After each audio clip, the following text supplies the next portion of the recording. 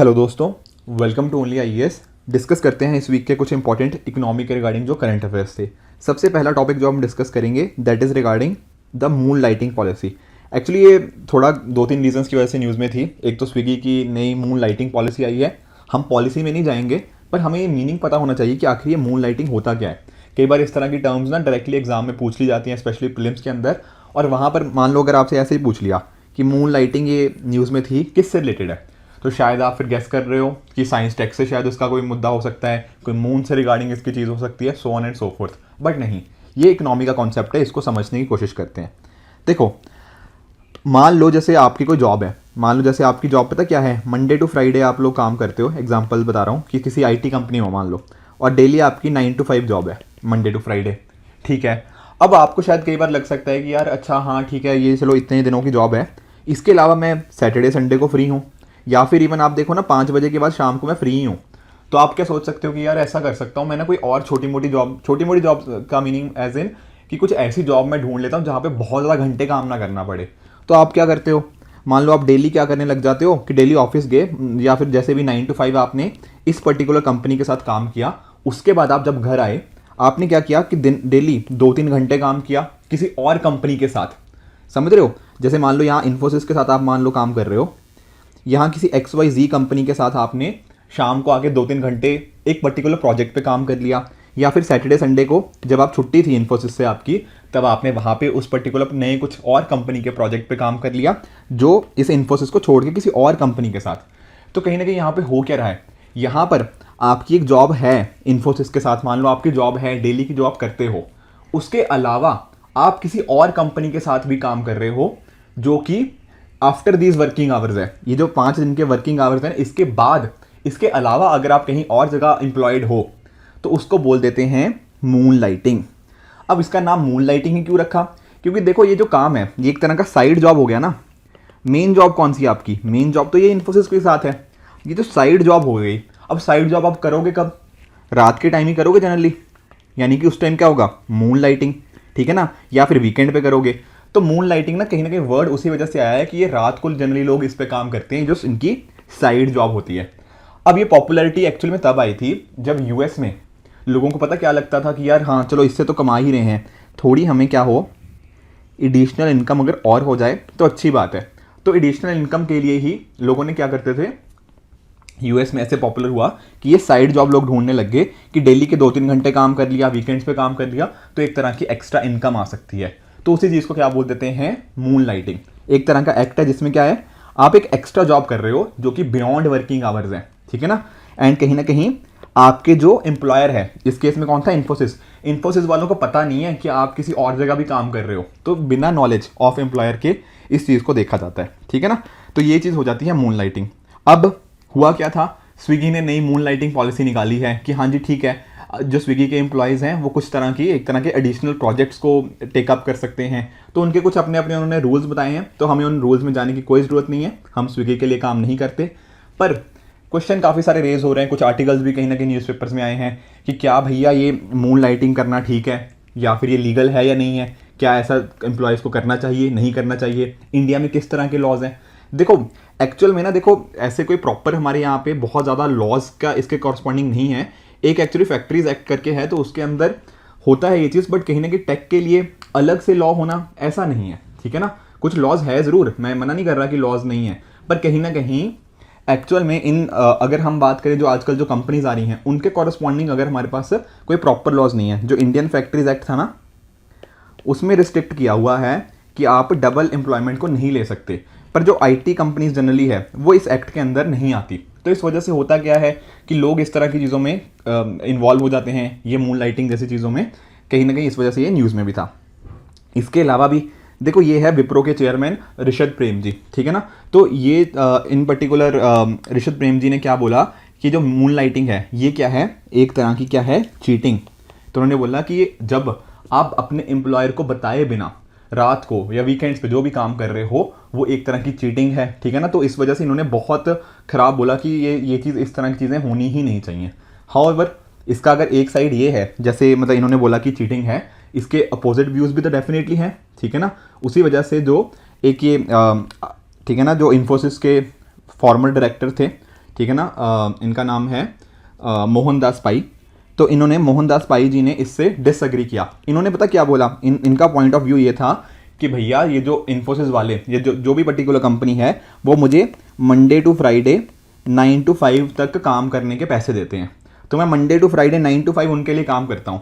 इसके अलावा बाकी जो मेरा टाइम है वो मैं अपने हिसाब से करना चाहता हूँ कि जो मैं करना चाहूँ मैं वो करूँ।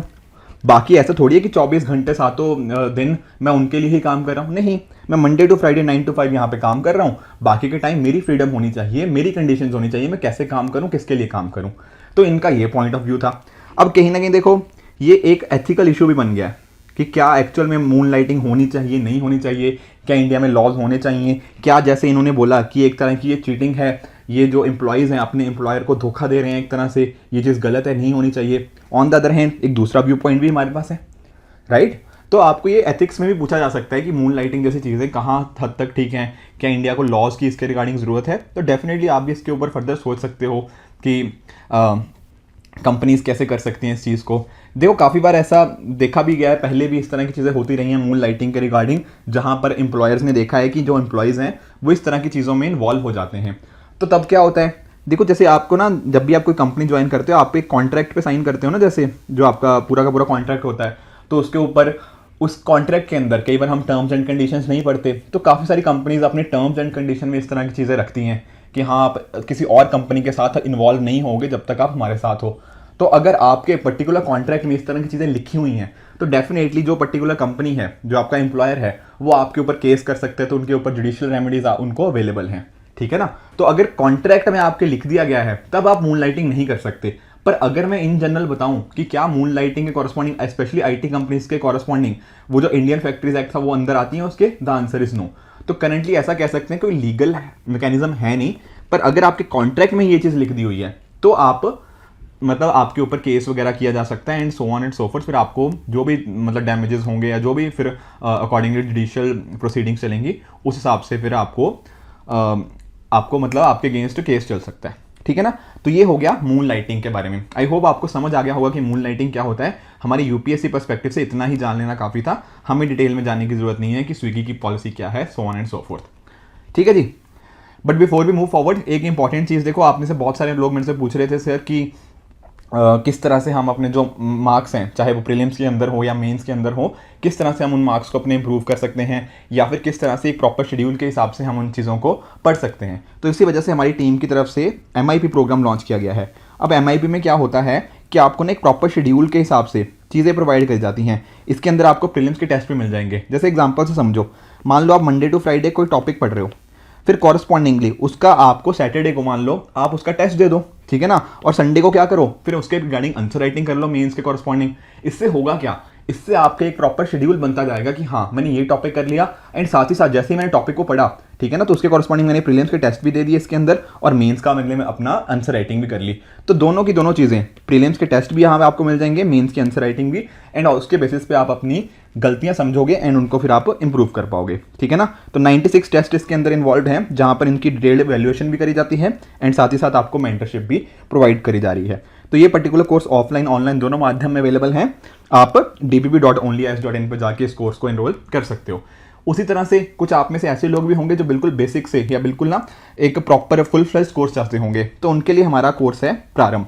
यहाँ पर क्या होता है कि सारी की सारी चीज़ें, चाहे प्रीलिम्स हो, मेंस हो, इंटरव्यू हो, ये सारे कंपोनेंट्स को आपको प्रॉपर आप शेड्यूल के हिसाब से सारी चीज़ें पढ़ाई जाती हैं, सारे टॉपिक्स को प्रॉपर्ली कवर किया जाता है। इसके साथ ही CSET हो गया, करंट अफेयर्स हो गया, आपकी बुक्स होगी, तो सारी चीज़ें कवर यहाँ पे हो चुकी हैं, ठीक है ना। तो एक तरह से आप जैसे होता है ना कि बहुत सारी चीज़ें हैं यूपीएससी के रिगार्डिंग, पता नहीं कौन सी चीज़ कैसे पढ़े, नहीं, यहाँ पर सारी चीज़ें कवर्ड हैं। एक तरह का ना आपका वन स्टॉप सोल्यूशन है ये प्रारंभ का ये कोर्स। ये कोर्स देखो ऑफलाइन भी अवेलेबल है एज वेल एज ऑनलाइन माध्यम में भी अवेलेबल है। तो डेफिनेटली आप video.onlyis.in पे जाके इस कोर्स को भी ज्वाइन कर सकते हो। अगर आपके कोई डाउट्स हैं तो डेफिनेटली हमें इस नंबर पे कांटेक्ट करके आप अपने डाउट्स को भी रिजॉल्व कर सकते हो, राइट। चलते हैं आगे। देखो एक मुद्दा और न्यूज़ में था कि फिच ने एक्चुअल में बोला क्या है, जो अदानी ग्रुप है ना, मतलब वो ओवर लेवरेज इन्होंने बोला, ठीक है। तो हमें देखो ज़्यादा हम कंट्रोवर्सी में नहीं जाएंगे कि है या नहीं है, हमें क्या समझना है कि भैया ये लेवरेजिंग क्या होती है। ये ओवर लेवरेजिंग जो इन्होंने वर्ड यूज़ किया है कि अदानी ग्रुप जो है वो ओवर लेवरेज्ड है, ये ओवर लेवरेज्ड का मीनिंग क्या होता है, हमें ये चीज़ समझनी ज़रूरी है। देखो इसको हम समझते हैं कि आखिर ये ओवर लेवरेजिंग है क्या। देखो अगर आप सोचो, देखो आप अगर आपका डेट, ठीक है ना, कितना कर्जा लिया हुआ है वो बहुत ज़्यादा हो जाए, ठीक है, तो बहुत ख़राब सिचुएशन है डेफिनेटली। तो अगर मान लो कोई कंपनी है, उसका क्या हो, अनसस्टेनेबली हाई डेट, कि बहुत ज़्यादा उसने डेट ले लिया पर उतना उसको कमाई नहीं हो रही, तो उस केस में उसको क्या बोल देते हैं, एक तरह से हम ओवर लेवरेज बोल देते हैं। अब देखो डेट लेना, देखो एक्चुअल में ना कोई बुरी बात नहीं है, मतलब कर्जा लेना कोई बुरी बात नहीं है। जैसे फॉर एग्जांपल आप एक कर्जा लेते हो तो उस कर्जे से क्या कर सकते हो कि आप उससे अपना घर खरीद सकते हो, अपनी गाड़ियां खरीद सकते हो, या कुछ और चीज़ें भी कर सकते हो, ठीक है ना। उसी तरह से एक कंपनी क्या होगा, एक कंपनी अगर मान लो कर्ज ले रही है, उससे क्या होगा, वो नई नई चीज़ों में इन्वेस्ट करेगी, उसके बेसिस पे कंपनी की ग्रोथ होती है, ठीक है। अगर कंपनी के पास पैसा आएगा तो डेफिनेटली वो पैसे को अगर अच्छे से यूटिलाइज करे तो नए जोग्राफिकल सेक्टर्स में जा सकती है, नए नए कुछ इनिशिएटिव्स लेके आ सकती है, तो ओवरऑल कंपनी की ग्रोथ होती है, ठीक है ना। उस ग्रोथ से क्या होता है, इंडिया की जीडीपी भी बढ़ती है, ठीक है ना। पर ये जो देखो जो डेट है ना, ये कुछ लेवल तक ही अच्छा है, समझ रहे हो, मतलब डेट लेना कोई बुरी बात नहीं है, बट अगर डेट हद से ज़्यादा हो जाए वो बुरी बात है, समझ रहे हो। तो इस वजह से होता क्या है कि जब ये जो डेट है कि कितना आप कर्ज ले रहे हो, अगर आपने ये अनसस्टेनेबल लेवल पे हो जाए, मतलब कि आपने उतना ज़्यादा डेट ले चुके हो कि कहीं ना कहीं आपको उतनी कमाई ना नहीं आपको लग रही कि फ्यूचर में उतनी शायद कमाई ना हो पाए, तो उसको एक तरह से बोल देते हैं कि हमने ज़रूरत से ज़्यादा कर्जा ले लिया है, and that is known as what, over leveraging. उस केस में क्या होगा कि कंपनी अपने इंटरेस्ट और प्रिंसिपल रीपेमेंट भी नहीं कर पाएगी, कि जितना कर्ज लिया था ना उसकी किस्तें भी तो देनी है वापस, एक तरह से जैसे हम बोलते नहीं है। तो सिमिलर चीज़ यहाँ पे कंपनीज के साथ होती है। तो अगर वो कंपनी के अंदर इतना ज़्यादा उसने कर्ज ले लिया है कि कहीं ना कहीं उसको पैसे वापस करने में भी बहुत दिक्कत आती है, that is known as what, over leveraging. तो आई होप आपको ये मीनिंग समझ आ गया होगा कि डीपली ओवर लेवरेज का मतलब यहाँ पर क्या है, ठीक है ना। तो ऐसा जो फिच एक्चुअली क्रेडिट, ठीक है ना, क्रेडिट साइट्स करके है, तो इस पर्टिकुलर ये एक्चुअली ना जो एक फिच है जो कि एक क्रेडिट रेटिंग एजेंसी है, अभी समझाऊंगा क्रेडिट रेटिंग एजेंसी क्या होती है। उन्होंने बोला है ऐसा कि जो अदानी ग्रुप है वो डीपली ओवर लेवरेज्ड है, और अगर ये अच्छे से अपने डेट को शायद मैनेज ना कर पाएँ तो फ्यूचर में हो सकता है कि इनकी सिचुएशन खराब हो सकती है, ठीक है। हालांकि इन्होंने ऐसा बोला है, but at the end of the report इन्होंने ये भी बोला है कि बट ऑल्दो सिचुएशन थोड़ी सी खराब है इस केस में, बट कहीं ना कहीं जो अदानी ग्रुप है उनके बैंक्स के साथ रिलेशन अच्छे हैं, as well as overall administration के साथ रिलेशन अच्छे हैं, और इनका स्ट्रॉन्ग ट्रैक रिकॉर्ड है, तो उस वजह से कहीं ना कहीं ये ओवरऑल स्टेबल भी हैं। तो दोनों एस्पेक्ट्स को इन्होंने डिस्कस किया हुआ है, बट हमें क्या ज़रूरी था, हमें ज़रूरत था ओवर लेवरेज वर्ड को समझना कि इसका मीनिंग क्या होता है, वो हमने समझ लिया। दूसरा वर्ड क्या है, क्रेडिट रेटिंग एजेंसी, जिसने ये रिपोर्ट निकाली है, ठीक है ना, कि अदानी ग्रुप इस तरह से ओवर लेवरेज है, उसको समझना जरूरी है कि आखिर क्रेडिट रेटिंग एजेंसी का मीनिंग क्या होता है। देखो इवन ना ये लास्ट ईयर भी न्यूज़ में थी, आई थिंक लास्ट ईयर नहीं, उससे एक साल पहले 2021 की बात है, तो तब जब इकोनॉमिक सर्वे आया था तो इकोनॉमिक सर्वे में ना क्रेडिट रेटिंग एजेंसीज के ऊपर एक अलग से चैप्टर था, और इसी वजह से यूपीएससी 2022 में क्रेडिट रेटिंग एजेंसी के रिगार्डिंग हमें प्रीलिम्स में क्वेश्चन भी देखने को मिला। तो इकोनॉमिक सर्वे ने एक्चुअली बोला था कि क्रेडिट रेटिंग एजेंसी क्या करती हैं, ये प्रॉपर इंडिया के फंडामेंटल्स को नहीं दर्शाती। समझाता हूँ क्या मतलब है। देखो आप एक चीज़ रियलाइज़ करो, आपने अपना कभी सिबिल स्कोर सुना होगा, ठीक है ना। सिबिल स्कोर देखो एक तरह से क्या है, सिबिल स्कोर आपकी एक तरह से रेटिंग है कि आप कितने अच्छे हो। कितने अच्छे हो का मतलब कि अगर आपको कोई बैंक, मान लो कोई आपको बैंक अगर आपको लोन दे तो क्या आप उसको रिटर्न कर दोगे या नहीं कर दोगे। अगर आपका सिबिल स्कोर अच्छा होगा तो इसकी पॉसिबिलिटी ज़्यादा रहती है, अगर सिबिल स्कोर कम है तो इसकी पॉसिबिलिटी थोड़ी सी कम हो जाती है कि आप शायद लोन वापस ना करो। उसी तरह से क्या होता है, उसी तरह से हमारी अलग अलग कंट्रीज़ होती हैं, या फिर इवन कुछ कंपनीज़ भी, मतलब कंपनीज़ भी कह सकते हो या कंट्रीज़ भी कह सकते हो, कि मान लो कोई कंट्री, मतलब कोई कंट्री नहीं, कोई इंस्टीट्यूशन मान लो, कोई इंस्टीट्यूशन मान लो, कोई बैंक है, ये मान लो इंडिया को लोन दे, तो इंडिया की कितनी पॉसिबिलिटी है कि इंडिया उसको रिटर्न कर दे, ठीक है ना। तो इस तरह से क्या होता है, इंडिया की एक तरह से रेटिंग दी जाती है। रेटिंग किस हिसाब से, मतलब इंडिया की मान लो कि कितनी अच्छी जीडीपी है, इंडिया की पास्ट रिकॉर्ड कैसा है, इस तरह के बहुत सारे पैरामीटर सोचे जाते हैं, उसके बेसिस से ना इंडिया को एक रेटिंग दी जाती है। अगर ये रेटिंग सोचो बहुत अच्छी होती है, बहुत अच्छी होने का मतलब कि इंडिया की ओवरऑल इकोनॉमी फंडामेंटल्स अच्छे हैं, ठीक है ना। अगर रेटिंग ये खराब होती है तो खराब होने का मतलब कि इंडिया की इकोनॉमी अच्छी नहीं है। जैसे फॉर एग्जांपल आप सोचो श्रीलंका की, क्या आप श्रीलंका को लोन देना पसंद करोगे आज के टाइम पे? आप बोलोगे नहीं, क्योंकि श्रीलंका की हालत बहुत ख़राब है, ठीक है ना। तो श्रीलंका की हालत खराब होने की वजह से क्या है, ठीक है ना, उसको लोन लोग नहीं देंगे। इसका एक्चुअली पता कैसे लगेगा कि श्रीलंका की हालत खराब है या नहीं है, या इंडिया की हालत अच्छी है या नहीं है? एक तरह से वहाँ पे क्रेडिट रेटिंग एजेंसीज का रोल आता है। ये क्या करेंगी, ये रेटिंग देती हैं कि 10 में से मान लो ना कितने मार्क्स हैं, मतलब एक्चुअली में होता ऐसे नहीं है, मैं समझाने के लिए बता रहा हूँ कि 10 में से मान लो ये बोलेंगे कि इसको श्रीलंका को मान लो 2 नंबर दिए, इंडिया को मान लो इन्होंने दे दिए 10 में से 7 नंबर दे दिए, ठीक है ना। तो यहाँ पे देखो इंडिया का थोड़ा अच्छा स्टैंस है एज कंपेयर टू। तो इसका क्या मतलब है कि इंडिया रिटर्न कर देगा अगर इसको लोन दिया जाए। तो इंडिया को हो सकता है कि जो इंटरेस्ट रेट हो वो ठीक ठीक रेट लगे। मान लो एग्जांपल बता रहा हूँ सिर्फ कि मान लो इंडिया को 5% पे लोन मिल जाए, श्रीलंका को क्योंकि उसकी रेटिंग कम है तो हो सकता है इनको इंटरेस्ट रेट कितना लगे, इनको लगे मान लो 8%। ऑन द अदर हैंड मान लो यूएसए को नंबर दिए जाएं, यूएसए को मान लो आपने दिए 10 में से 10 नंबर, तो यूएस को अगर इंटरेस्ट रेट पे करना होगा तो शायद इसको 1% करना पड़ेगा। क्यों? क्योंकि इसकी रेटिंग अच्छी है। तो जिनकी रेटिंग अच्छी होती है ना उनको कम रेट पे लोन मिल जाता है, जिनकी रेटिंग एवरेज होती है उनको एवरेज रेट पे लोन मिल जाएगा, जिनकी रेटिंग बहुत खराब होती है उनको क्या होगा, बहुत महंगे रेट पे इंटरेस्ट लोन मिलेगा, ठीक है ना। तो ये समझ आ गया कि क्रेडिट रेटिंग एजेंसी का काम क्या होता है, वो इस तरह से नंबर देती हैं, ठीक है ना। नंबर क्या होते हैं मैं थोड़ा सा बताऊंगा भी, बट इस तरह से वो नंबर देती हैं और ये नंबर्स काफ़ी इंपॉर्टेंट हो जाते हैं, उसके बेसिस पे ये रेटिंग बहुत इंपॉर्टेंट हो जाती है, उसके बेसिस पे कंट्रीज़ को भी या इवन कंपनीज़ को भी लोन वगैरह चाहिए होता है तो किस रेट पर मिलना होता है वो काफ़ी हद तक इस चीज़ पर डिटर्मिन करता है। अब देखो इंडिया का क्या केस था, इंडिया का केस था कि इंडिया को ना ये जो नंबर मिल रहे थे जैसे 7 आउट ऑफ 10, तो इकोनॉमिक सर्वे का ऐसा बोलना है कि भैया इंडिया को जो नंबर ना बहुत कम दिए जा रहे हैं, ठीक है ना। बहुत आसान शब्दों में समझा रहा हूँ, थोड़ा टेक्निकल चीज़ है वैसे ये, पर इस तरह से इकोनॉमिक सर्वे ने बोला कि इंडिया को जो नंबर मिलने चाहिए थे ना वो ज़्यादा मिलने चाहिए थे। और क्यों मिलने चाहिए थे, इन्होंने इसके पीछे भी कुछ लॉजिक दिया है। क्या लॉजिक दिया है, जैसे कि इंडिया की जीडीपी ग्रोथ रेट अच्छी है, अब जानते हो आप 7% से भी ऊपर हम ना ऑन एन एवरेज पिछले 10-15 सालों में 7% से ऊपर ग्रो कर रहे हैं। इन्फ्लेशन भी इंडिया का ठीक ठाक है, इंडिया का गवर्नमेंट डेट भी एक लिमिट के अंदर ही मैनेज्ड है, ठीक है ना। उसके साथ साथ इंडिया में पॉलिटिकल स्टेबिलिटी भी है, ठीक है ना, कि गवर्नमेंट हमारी स्टेबल है। ऐसा नहीं है कि आज डेमोक्रेसी है कल को मिलिट्री रूल आ गया, कल को नई सरकार आ गई, कल को रोज सरकारें बदली जा रही हैं, नहीं, हमारी पॉलिसीज में काफ़ी ज़्यादा स्टेबिलिटी है। रूल ऑफ लॉ है यहाँ पे, इन्वेस्टर्स को हम प्रोटेक्ट करते हैं, ईज ऑफ डूइंग बिजनेस में इंडिया की रैंकिंग इंप्रूव हो रही है। इंडिया ने आज तक कभी भी ऐसा नहीं हुआ कि किसी से लोन लिया हो और उसको वापस ना किया हो। This is known as what, sovereign default history. 1991 के टाइम पे भी ना इंडिया डिफॉल्ट होने वाला था पर इंडिया डिफॉल्ट हुआ नहीं था, ठीक है ना। इंडिया ने जब भी किसी से कर्जा लिया है हमेशा वापस किया है। तो इतना जब इंडिया की अच्छी हिस्ट्री है, सारी चीजें, बहुत सारी अच्छी चीजें हैं, तो इंडिया को एक कम रेटिंग क्यों दी जा रही है, ठीक है ना। तो ये कहना था इकोनॉमिक सर्वे का, ठीक है ना। तो ये जो क्रेडिट रेटिंग एजेंसीज होती हैं, ये देखो इस तरह की कंपनीज हैं, जैसे मूडीज सबसे फेमस है, S&P, standard and poor, as well as Fitch.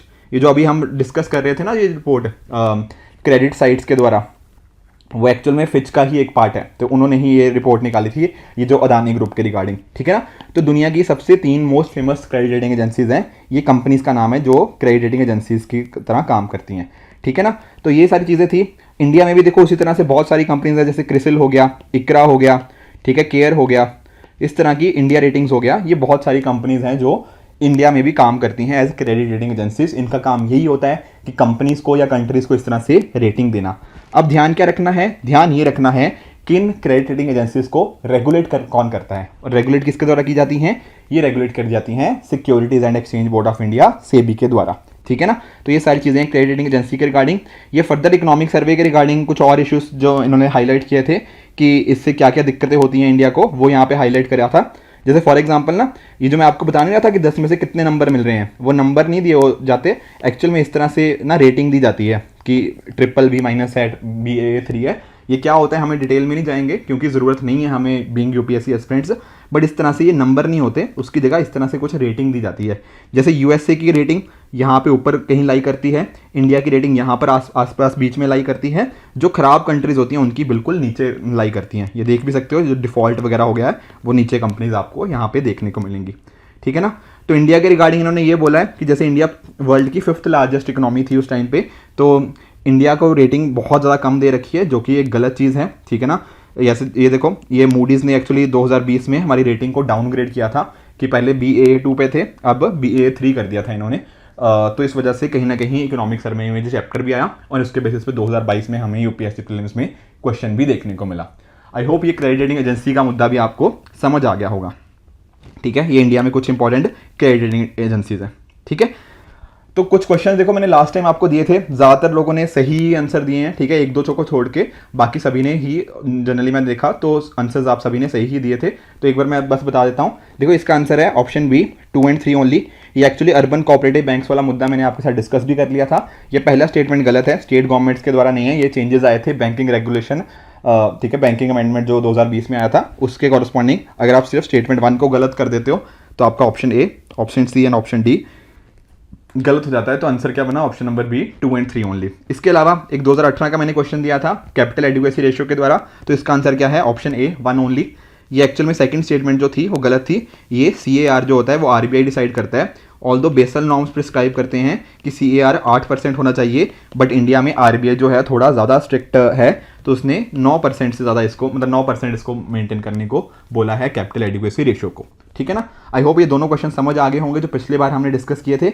आज का पहला क्वेश्चन ये है 2022 में। ठीक है, अभी हमने क्रेडिट रेटिंग एजेंसी के बारे में पढ़ा, थोड़ा सा इन्फॉर्मेशन मैंने आपको बताई है आज, उसके बेसिस के ऊपर ही आप इस क्वेश्चन को सॉल्व कर ले जाओगे। बहुत डिटेल में जाने की जरूरत ही नहीं है क्रेडिट रेटिंग एजेंसी का।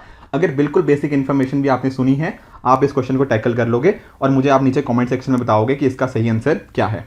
इसके साथ ही दूसरा क्वेश्चन, इन्फ्लेशन इंडेक्स बॉन्ड्स, ये डिस्कस नहीं किया हमने, बट ये भी आप कर सकते हो। ठीक है, 2022 का ही क्वेश्चन है, एक बार ट्राई करना है इसको भी और बताना कि इसका क्या आंसर है। एक्चुअल में देखो ना, इस बार का अगर आप प्रीलिम्स का पेपर देखो तो इन्फ्लेशन के रिगार्डिंग 2-3 क्वेश्चन आए थे। ठीक है, कुछ डायरेक्ट थे कुछ इनडायरेक्ट थे, पर कहीं ना ये जो इन्फ्लेशन का मुद्दा है, ये अगले साल जो आप 2023 के लिए प्रिपेयर कर रहे हो, trust me it is going to be very important for next year as well. इस साल भी मैंने बताया था कि इन्फ्लेशन के ऊपर क्वेश्चन आएंगे, अगले साल भी आने ही वाले हैं।